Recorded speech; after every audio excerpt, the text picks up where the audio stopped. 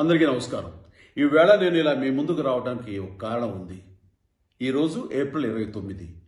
ఈ ఏప్రిల్ 29కు ప్రత్యేకత ఉంది. అదే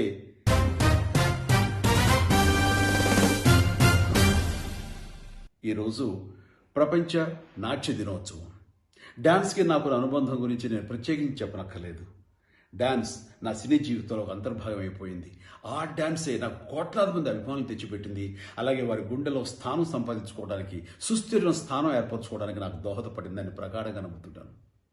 అండ్ డ్యాన్స్ ఎంత ఇంపాక్ట్ ఉంటుంది, డ్యాన్స్ ఎఫెక్ట్ ఎంత ఉంటుంది అనేది చెప్పాల్సి వస్తే కనుక నేను ఎప్పుడైనా సరే డల్గా ఉన్నా, డిప్రెషన్ తోటి ఉన్నా సరే గదిలోకి వెళ్ళిపోయి మ్యూజిక్ ఆన్ చేసుకుని నేను డ్యాన్స్ చేసుకుంటూ ఉంటాను. ఆ తర్వాత అది ఒక మెడిటేషన్ లాగా నా మీద ఎఫెక్ట్ చూపిస్తుంది. తద్వారా నేను ఎంతో శక్తివంతుని అవుతాను. మరింత జోష్తో నేను బయటకు వస్తాను, రిఫ్రెష్ అయిపోతుంటాను. కాబట్టి ఈ రోజున ప్రత్యేకించి ఈ విషయం మీతో ఎందుకు షేర్ చేసుకుంటున్నానంటే, ఈ లాక్డౌన్ పీరియడ్లో ఇంటికే పరిమితం అయిపోయి భవిష్యత్తు ఏమిటో తెలియక ఒక అయోమయ గందరగోళ పరిస్థితిలో మీరు కూడా అలాగే డిప్రెస్ అయి ఉంటారని నేను అనుకున్నాను. కాబట్టి ఇలాంటి పరిస్థితుల్లో అవన్నీ మర్చిపోయి తిరిగి మీకు నూతనోత్సాహంతో మళ్ళీ జోష్ పుంజుకోవడానికి ఈ రోజున సరదాగా మ్యూజిక్ వేసుకుని డ్యాన్స్ చేయండి, ఎంజాయ్ చేయండి. ఇంటిలో బాధ కూడాను సరదాగా గడపండి.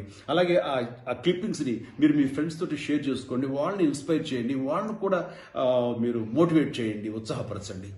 అండ్ నేను నా విషయానికి వచ్చేసరికి ఈరోజు సాయంత్రం 6 గంటలకి నా ట్విట్టర్ ద్వారా ఈ మధ్యకాలంలో నేను చేసినటువంటి కొన్ని డ్యాన్స్ బిట్స్ మీతోటి నేను షేర్ చేసుకుందాం అనుకుంటున్నాను. డెఫినెట్గా మీరు చూసి ఎంజాయ్ చేస్తారు, ఎందుకంటే గతంలో మీరు ఎక్కడ చూస్తుంటారు కాబట్టి.